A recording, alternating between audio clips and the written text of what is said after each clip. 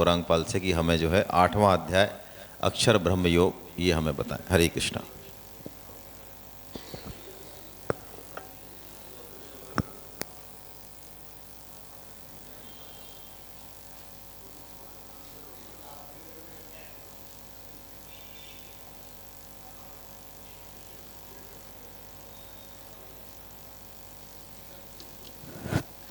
हरे कृष्णा हरे कृष्णा हरे कृष्णा। कीर्तन करते हैं आधा मिनट, 1 मिनट, 2 मिनट या 5 मिनट। गोविंद जय जय गोपाल जय जय, गोविंद जय जय गोपाल जय जय, राधा रमण हरि गोविंद जय जय, राधा रमण हरि गोविंद जय जय, गोविंद जय जय गोपाल जय जय, राधा रमण हरि गोविंद जय जय, गोविंद जय जय गोपाल जय जय, गोविंद जय जय गोपाल जय जय, राधा रमण हरि गोविंद जय जय। हरे कृष्णा कृष्णा कृष्णा हरे हरे, हरे राम राम राम हरे हरे, हरे कृष्णा कृष्णा कृष्णा हरे हरे, हरे राम राम राम हरे हरे, हरे कृष्णा कृष्णा कृष्णा हरे हरे, हरे राम राम राम हरे हरे, हरे कृष्णा कृष्णा कृष्णा हरे हरे। आप यहाँ आ जाए, आप नृत्य करना चाहते हैं, यहाँ आ जाए। हरे कृष्णा कृष्णा कृष्णा हरे हरे, हरे राम राम राम हरे हरे। भगवान को रिझाना है। हरे कृष्णा कृष्णा कृष्णा हरे हरे। जय हो। हरे राम राम राम हरे हरे, हरे कृष्णा कृष्णा कृष्णा हरे हरे, हरे राम राम राम हरे हरे, हरे कृष्णा कृष्णा कृष्णा हरे हरे, हरे राम राम राम हरे हरे, गोविंद जय जय गोपाल जय जय, गोविंद जय जय गोपाल जय जय, राधा रमण हरि गोविंद जय जय, गोविंद जय जय गोपाल जय जय, गोविंद जय जय गोपाल जय जय, राधा रमण हरि गोविंद जय जय,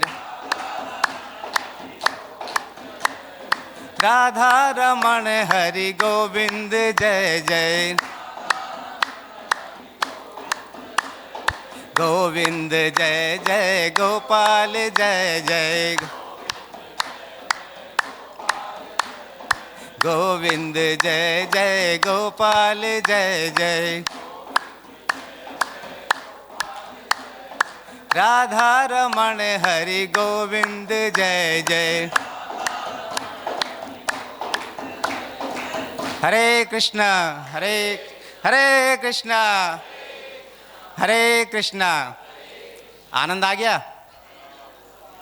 वसुदेव सुतं देवं कंस चाणूरमर्दनं देवकी परमानंदं कृष्णं वंदे जगद्गुरुं, कृष्णं वंदे जगद्गुरुं।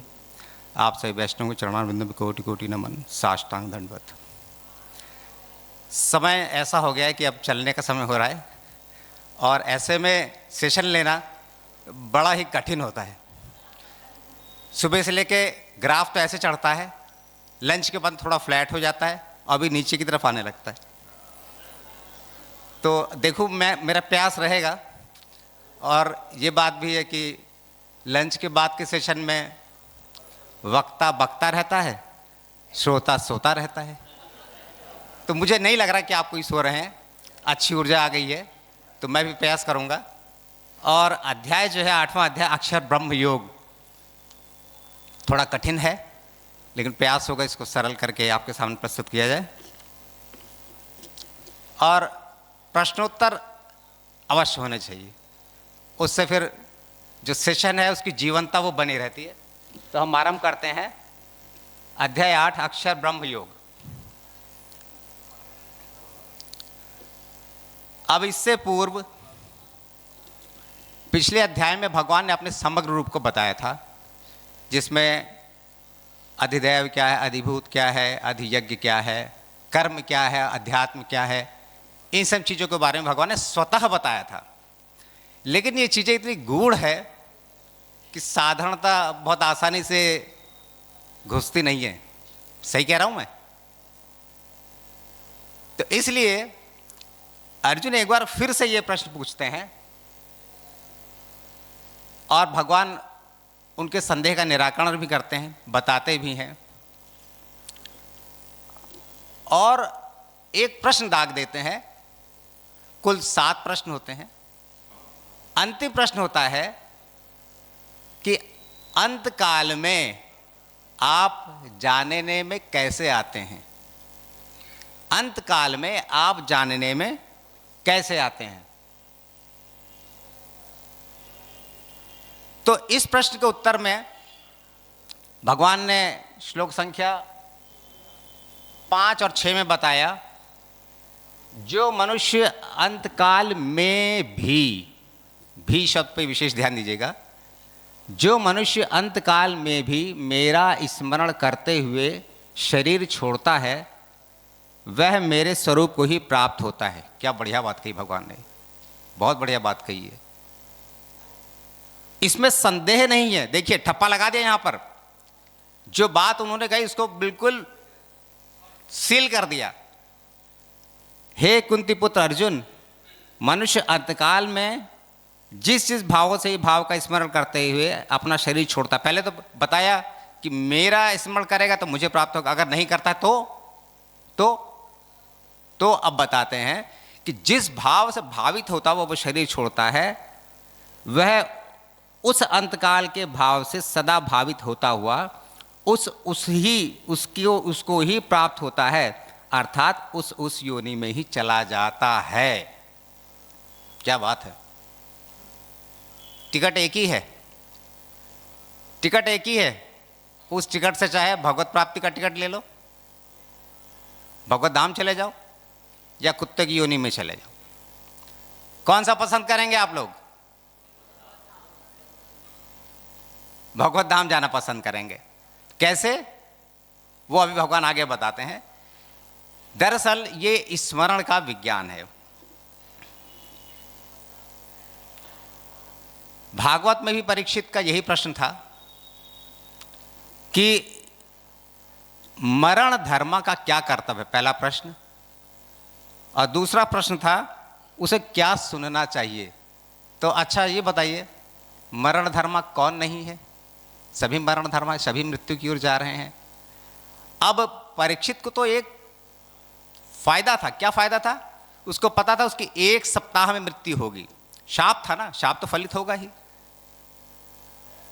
क्या हम में से किसी को पता है? नहीं पता है। अरे पता है, सोम मंगल बुध बृहस्पति शुक्र शनि इतवार, यही तो 7 दिन है। इन 7 ही दिनों में तो जाना है कभी। वो आज आएगा, कल आएगा, 1 महीने बाद आएगा, 1 साल बाद आएगा, उसके बारे में हमें कोई जानकारी नहीं है। तो इसलिए हम प्रत्येक क्षण प्रति मुहूर्त मरण धर्म है ही। मृत्यु की तरफ हम जा ही रहे हैं। जा रहे हैं कि नहीं जा रहे हैं? अभी जैसे सुबह हम लोग 9 बजे आए और अभी 5 बज गए, कुल 8 घंटे की मृत्यु हमारी हुई कि नहीं हुई? हो गई। तो इसलिए इस बात को बिल्कुल हमें ध्यान में रखना है। अब इस बात को सुनने के बाद बहुत से स्मार्ट लोग भी हैं, अच्छा मरते समय याद कर रहे हैं, अरे चलो अभी हम कब मरेंगे, बहुत समय बाकी है। ये शर्मा जी, ओहो अच्छा अच्छा अच्छा, उनको शुगर की बीमारी थी। अच्छा ये वर्मा जी, अच्छा जब हार्ट अटैक में मरे थे, अरे हम तो तंदुरुस्त हैं भाई, अभी बहुत जिएंगे। लेकिन एक शेर याद आता है कि खबर पल की नहीं, सामान वर्षों का है। तो वही हाल हमारे साथ है। तो हर क्षण हमारे लिए अंतिम समय है, इसका हमें बिल्कुल ध्यान रखना है। और अंतमति सोगति, ये बात तो कही ही गई है। और अपवाद के भरोसे हम ना रहे। अपवाद क्या करे? अच्छा वो अजामिल, हाँ अजामिल तो बहुत पापी था, लेकिन अंतकाल में भगवान कैसे मराया था, तो हम भी ऐसे ही अंतकाल में भगवान का नाम ले लेंगे। लेकिन अंतकाल में किस स्थिति में रहेंगे आप, कोई पता नहीं। क्या जिह्वा भगवान का नाम लेने के योग्य रहेगी? नहीं पता। क्या कान भगवान नाम श्रवण करने के योग्य रहेंगे? नहीं रहेंगे। तो अपवाद पर क्यों चले हम उस दिन की तैयारी आज ही अभी से क्यों ना शुरू कर दें। अभी जैसे हमारे आदरणीय संतोष गुप्ता जी ने कहा कि दिन में 4 मालाएं हम लोग करना आरंभ कर दें। वृंदावन में जब आए हैं तो ये संकल्प लेकर जाएं, जो नहीं कर रहे हैं वो शुरू कर दें, और जो कर रहे हैं अपनी मालाओं की संख्या बढ़ा दें, क्योंकि यही एक माध्यम है जिससे नित्य निरंतर हम भगवान का स्मरण कर सकते हैं। और ये जो अंतिम समय में भगवत चिंतन का होना कितना महत्वपूर्ण है, इसके बारे में जान करके भाई जी ने, हनुमान प्रसाद पोद्दार जी ने एक परम सेवा आरंभ की थी। वो परम सेवा इस समय बहुत ही शानदार तरीके से जयपुर में चल रही है। क्या है परम सेवा? ये सेवा ऐसी सेवा है जो मरणासन्न को भगवत धाम पहुंचाती है, इसलिए परम सेवा है, परम धाम पहुंचाती है। और उसके जो हमारे जयपुर की टीम के नायक हैं योगेश गुप्ता जी, हमारे बीच में है आज, वो टीम लीडर हैं जयपुर की परम सेवा के। ऐसी परम सेवा की टीम हमने लखनऊ में भी एक बनाई है, और लखनऊ की टीम से जो ऑनलाइन माध्यम से या ऑफलाइन माध्यम से जुड़ना चाहते हैं उनका स्वागत है। तो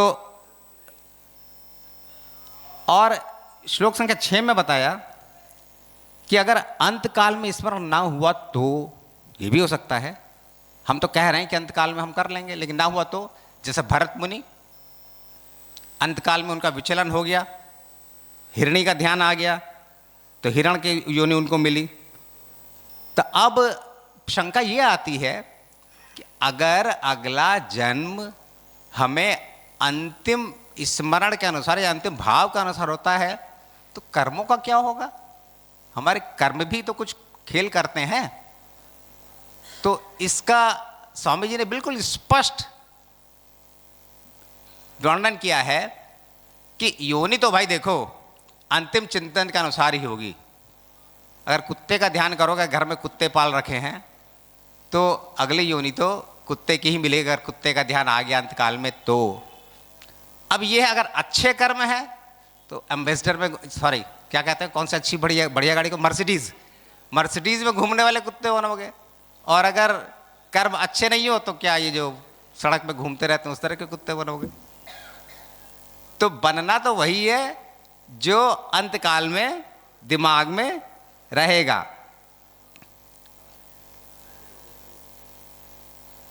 इसमें किसी का कोई प्रश्न होगा तो अंत में लेंगे।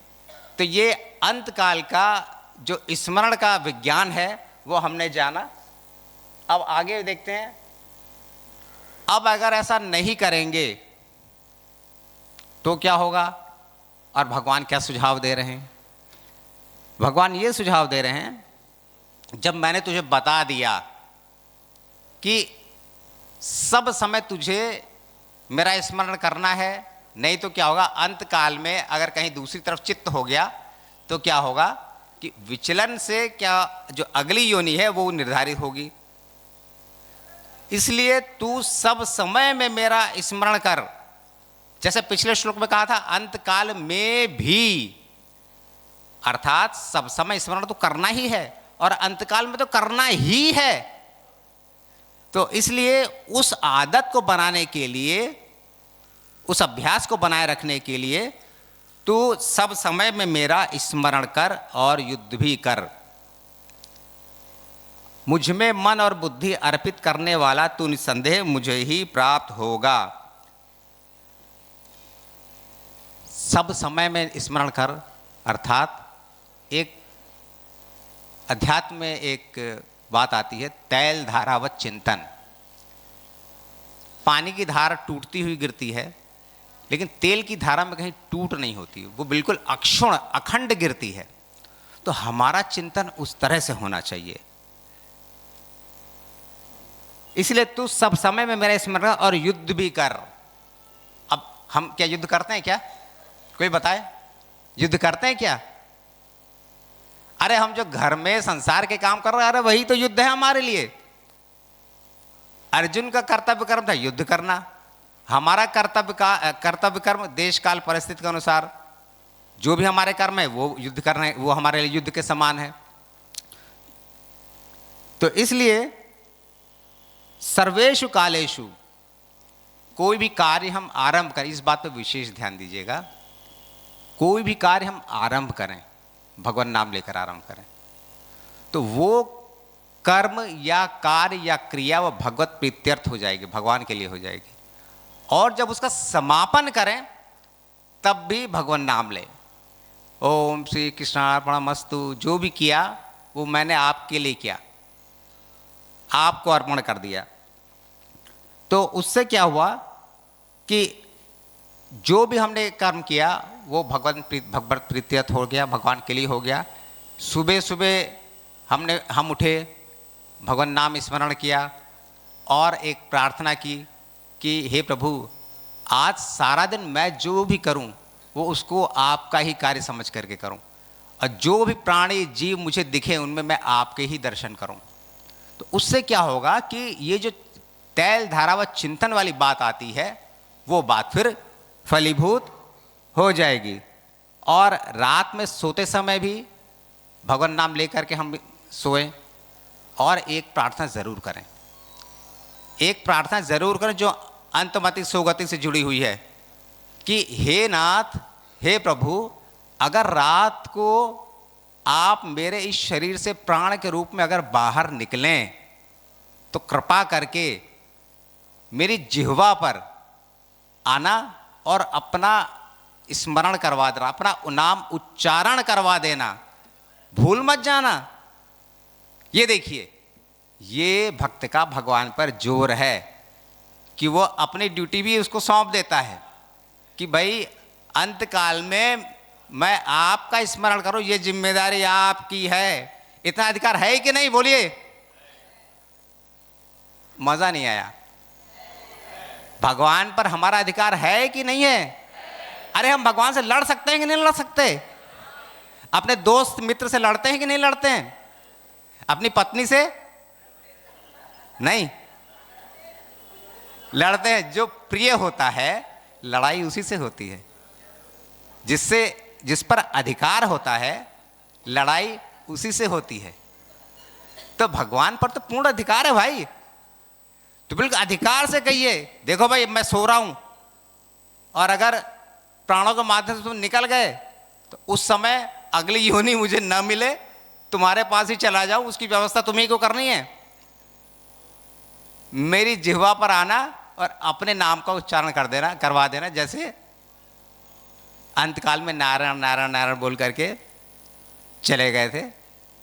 तो इस बात का ध्यान रखना, सुबह भी करना है भगवान नाम, रात को भी करना है। और भगवान हिसाब में बहुत कच्चे हैं, हमारी फायदे की बात, भगवान हिसाब में बहुत कच्चे हैं। हम भगवान नाम लेते लेते सो गए और सुबह उठ के फिर भगवान नाम ले लिया, तो ये जो सोने वाले घंटे हैं ना, वो भी भगवान नाम में जुड़ेंगे, वो भी भगवान नाम में जुड़ेंगे। इसलिए इस बात को बिल्कुल यहां से गांठ बांध करके जाएं, रात को सोते समय और सुबह उठते समय। तो और उसके बाद दिन में उठ करके आपने प्रार्थना की कि सारा काम मैं आपके लिए ही करूंगा, तो सारा दिन भी भगवान के चिंतन में ही जाएगा। तो हो गया ना आपका तैल धारावत चिंतन। तो ये एक फार्मूला, ये फार्मूला कहाँ से आता है? ये फार्मूले आते हैं संतों से। स्वामी राम सुखदास जी का महाराज को बताया हुआ फार्मूले की बात आई, तो चलिए एक फार्मूला उनका अपनाते हैं। मेरे साथ जयकारा लगाइए, मेरे साथ टेढ़ लगाइए। हे नाथ, हे मेरे नाथ, मुझ पर कृपा करो, मैं आपको भूलूं नहीं। हे नाथ, हे मेरे नाथ, मैं केवल आपका ही हूं। नारायण नारायण नारायण नारायण। तो और आगे फिर बात यहीं पर खत्म नहीं हुई, कह रहा मुझ में मन और बुद्धि को अर्पित कर। अब मन और बुद्धि को अर्पित करना क्या है? मन से तो चिंतन करें, भगवान का चिंतन करें, और बुद्धि से दृढ़ निश्चय करें। जितने भी नए साधक हैं, हर कक्षा में उनसे कहा जाता है कि दृढ़ निश्चय बनाना है भगवत प्राप्ति का, तो जीवन में हमारे जीवन का उद्देश्य 7 बार दिन में प्रतिदिन लिखें। 7 बार मेरे जीवन का उद्देश्य भगवत प्राप्ति, मेरे जीवन का उद्देश्य भगवत प्राप्ति। जितने भी नए साधक उनसे कहा जाता है लिखने के लिए, किस लिए? दृढ़ निश्चय बनाने के लिए। मन तो नियंत्रण में बाद में आएगा, बुद्धि को पहले नियंत्रण में करना है। तो ये बात बहुत आवश्यक है।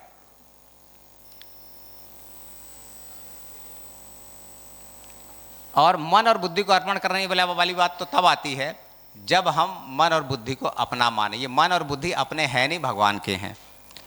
तो उनको हम क्या है? अपना मान लेते हैं। अपना मानना तो ऐसा है, तुलसीदास जी कहते हैं कि क्या मल को मल से धोया जा सकता है? मल को शुद्ध जल से ही साफ किया जा सकता है। हम क्या करते हैं कि पहले मन और बुद्धि को अपना मानते हैं। अरे मेरा मन, मेरी बुद्धि, मैं बहुत बुद्धिमान हूं, मेरे मन में ये हो रहा है। जबकि भगवान कहते हैं कि ये जो मन, बुद्धि और 8 भेदों वाली अपरा प्रकृति है वो मेरी ही है। तो जो भगवान की चीज है उनको हम अपना कैसे कह दें? तो मन और बुद्धि को अपना न मानना ही भगवान को मन और बुद्धि को अर्पित करना है। अभी हमने क्या टेर लगाई भगवान को? मैं केवल आपका ही हूं। तो मैं जब भगवान का हो गया तो मन और बुद्धि तो उनकी हैं ही। तो इसलिए इस प्रकार से, इस माध्यम से स्वामी जी कहना चाहते हैं कि जब हम अपने आप को भगवान का मान लेते हैं तब हमारे मन और बुद्धि भी भगवान को अर्पित होते हैं। और उससे क्या फायदा होगा? कोई बताए? मन बुद्धि भगवान को दे दी तो क्या फायदा हुआ? ये लिखा हुआ देखिए, तू निस्संदेह मुझे ही प्राप्त होगा। निस्संदेह, इसमें कोई संदेह नहीं है। अब बताइए, भगवान ये बात कह रहे हैं तो इस पर हमें विश्वास करना चाहिए कि नहीं करना चाहिए? बिल्कुल करना चाहिए। भगवान की कही वाणी है और वो भी रिकॉर्डेड है गीता में। तो इसलिए पहली बात क्या है कि मन और बुद्धि को अपना ना माने। और अपना न मानने से क्या होगा कि वो भगवान अर्पित माने जाएंगे। और उससे फायदा क्या होगा? तो निस्संदेह मुझे ही प्राप्त होगा। तब फिर हम क्या होगा? भगवान को ही प्राप्त हो जाएंगे।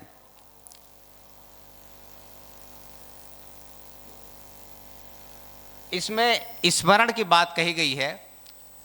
स्वामी जी ने इसको और भी थोड़ा सा विस्तारित रूप में बताया है। ये जो अनुस्मरण की बात है वो स्मरण के पीछे भी स्मरण करें, वो हुआ अनुस्मरण। विशेष बात है ये। लगातार स्मरण, ये 1 मिनट स्मरण किया 1 मिनट नहीं किया, वो अनुस्मरण नहीं हुआ। नित्य निरंतर स्मरण करना ही अनुस्मरण हुआ।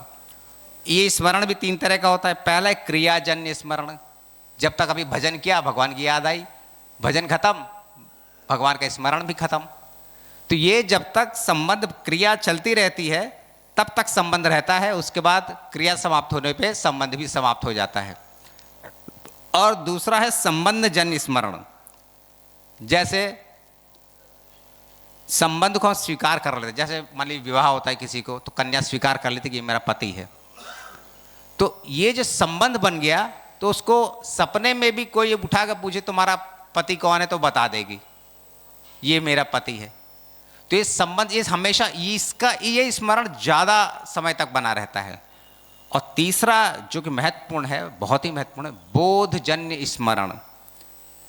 जब हमें बिल्कुल ये बोध हो जाए, ज्ञान हो जाए, क्या ज्ञान हो जाए कि हम भगवान के ही हैं, तो ये जब नित्य स्मरण हमें रहे कि हम भगवान के ही हैं, ये स्मरण, इस तरह का स्मरण सबसे बढ़िया होता है।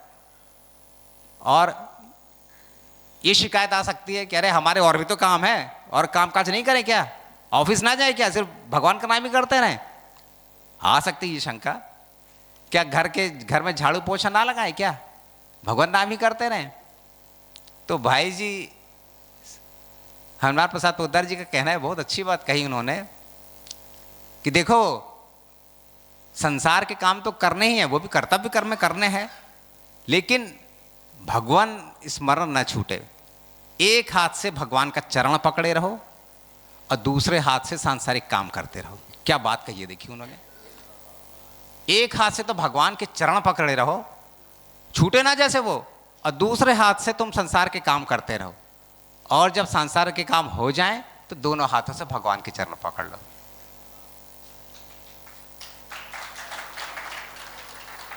ये है तरीका देखिए निरंतर स्मरण करने का। मानस में तुलसीदास जी ने भी कहा है, हाथ काम मुख राम है, हृदय सांची प्रीत, दरिया गृहस्थ साधु की ताही उत्तम रीत। और ये जो अंत काल में भगवत स्मरण की बात कही, अगर ये किसी भी तरह से अगर हो जाती है, हो सकती है, इस बात को स्वामी जी कहते हैं परम सिद्धि। परम सिद्धि, अगर अंत काल में भगवत स्मरण हो जाए तो वो परम सिद्धि है। क्यों परम सिद्धि है? क्योंकि फिर 84 लाख योनियों के चक्कर में नहीं पड़ना पड़ेगा, सीधे सीधे एयर टिकट भगवत प्राप्ति, भगवत धाम के लिए। तो इस बात का हमें अवश्य ध्यान रखना है कि कभी भी हम कहीं भी रहें, भगवान नाम, भगवत स्मरण हमेशा होते रहना चाहिए, मन ही मन, जोर जोर से। उसके लिए आपको 4 मालाएं नियमित करने के लिए कहा गया है।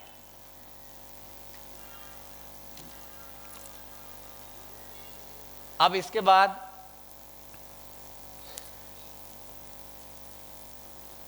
भगवान उनके बारे में बताते हैं जो योगी हैं। मृत्यु के बाद क्या गतियां होती है? 3 तरह की गति बताई गई है, ऊर्ध्व गति, मध्य गति, अधोगति। ऊर्ध्व गति में तो उच्च लोकों में जाते हैं और कुछ पुण्यार्थ भोग भोग करके पुनः वापस पृथ्वी पर आ जाते हैं, और कुछ लोग जो ब्रह्म लोक के सुखों को भोगते हुए ब्रह्म को प्राप्त हो जाते हैं, क्रम मुक्ति कहा जाता है उन्हें। और जो अधोगति अर्थात वो नीच योनियों में चले जाते हैं। मध्य गति वाले क्या होते हैं, ना उनका अधोपतन होता है ना उन्नति होती, वो बीच में बने रहते हैं, अर्थात वो फिर से मनुष्य योनि में आते हैं। तो अभी जो बात भगवान कहने जा रहे हैं वो योगियों के बारे में है। 2 तरह की गतियों का वर्णन है इसमें। ये गतियाँ साधारण मनुष्यों की नहीं है, बहुत उच्च कोटि के जो योग भ्रष्ट हो जाते हैं उनकी गति बताई है भगवान ने।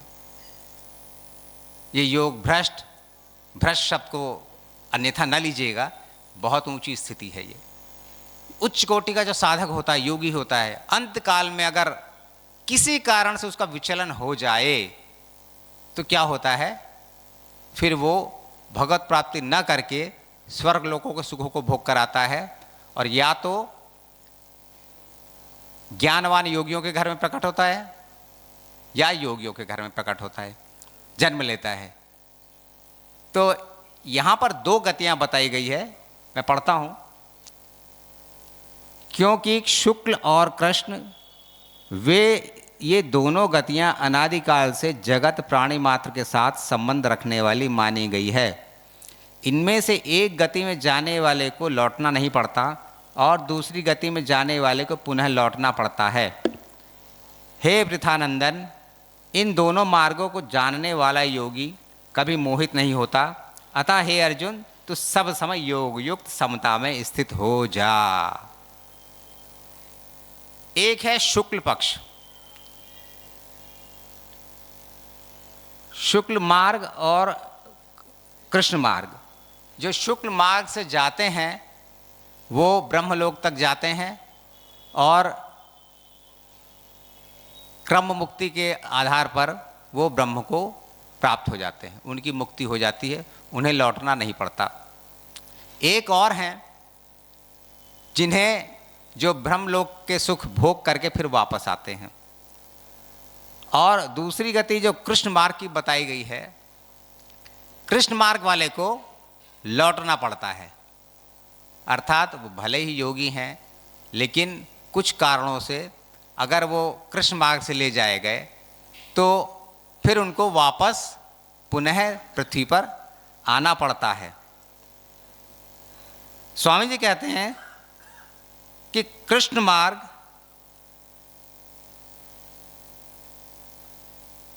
अंधकारमय है और शुक्ल मार्ग प्रकाशमय है।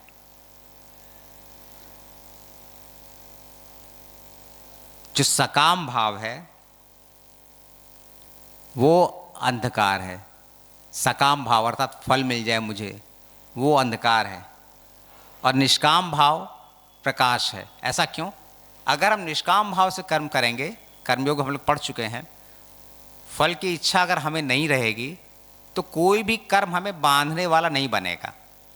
वो फल तो दे जाएगा लेकिन वो कर्म हमारे किसी अकाउंट में इकट्ठा नहीं होगा। तो उससे क्या होगा, जब कर्म फल का बंधन नहीं रहेगा तो हमें फिर वापस आना जाना भी नहीं पड़ेगा। इसलिए शुक्ल मार्ग को प्रकाशमय बताया गया है और कृष्ण मार्ग से जाने वाले को, कृष्ण मार्ग को अंधकारमय कहा गया है। तो अंत में भगवान कहते हैं इसलिए तू योग युक्त हो जा, अर्थात समता में स्थित हो जा।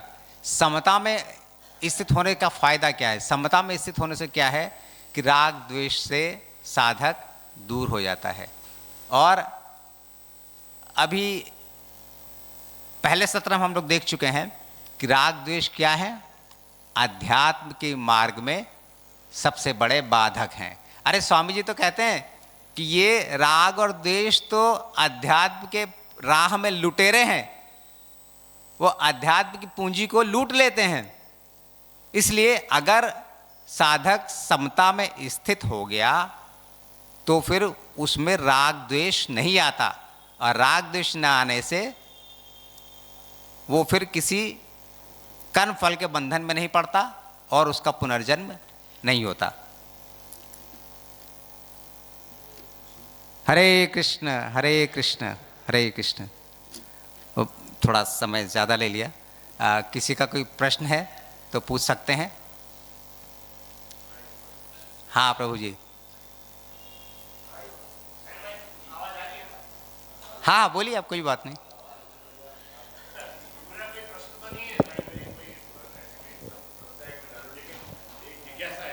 जी बात वही जो भी आप अंतिम समय में कर रहे हैं भगवत स्मरण के बारे में। जी मान लीजिए एक व्यक्ति ने पूरे जीवन में कुकृत्य किए, कोई भी अच्छा कर्म नहीं किया जिसकी याद करी जाए पूरे जीवन भर, और अंतिम समय में वो 3 उदाहरण ले लेते हैं हम। एक तो भगवत का स्मरण कर लेता है, भगवान का नाम लेता है, हरे हरे कृष्ण हरे राम करके चला। एक वो किसी श्रेष्ठ ऋषि मुनि का नाम लेता है, याद करता है उनकी जी, जो भी हम जिनके बारे में भी जानते हैं। और एक आप जिससे आमतौर पर बात करते हैं कि आप पशु का किसी का स्मरण करता है। वो 3 स्थितियां हैं। तो तीनों स्थितियां, वो व्यक्ति जिसने कभी भी कोई श्रेष्ठ कार्य नहीं किया जीवन में, कहीं ना कहीं से कुकृत्य में ही इन्वॉल्व रहा, वो उसी तरह से जाएगा जैसा आपने बताया जी। ऋषि बनेगा ऐसा। अगर उसने देखिए ऋषि के शरीर का ध्यान किया है, हाँ, शरीर का ध्यान किया तो वो मानव शरीर लेगा, मनुष्य शरीर लेगा वो। जी हाँ। और आपका तीसरा प्रश्न क्या था? किसी पशु का याद किया है, पशु को याद किया तो उस पशु की योनि में ही आएगा, और भगवान का नाम किया है तो वो तो फिर उनके साथ शामिल हो जाएगा, फिर भगवान के पास चला जाएगा। एलिट क्लब में चला जाएगा फिर तो। इसमें मैं एक बात और जोड़ता हूँ, कुछ लोग मरते समय अपने मकान का ध्यान करता है, इतना बड़ा मकान बनाया कौन भोगेगा, तो वो अगले जन्म में मकान तो बन नहीं सकते, उस मकान में छिपकली कांकरोच चूहा बन करके आते हैं। हरे कृष्ण बाबू जी, हरे कृष्ण।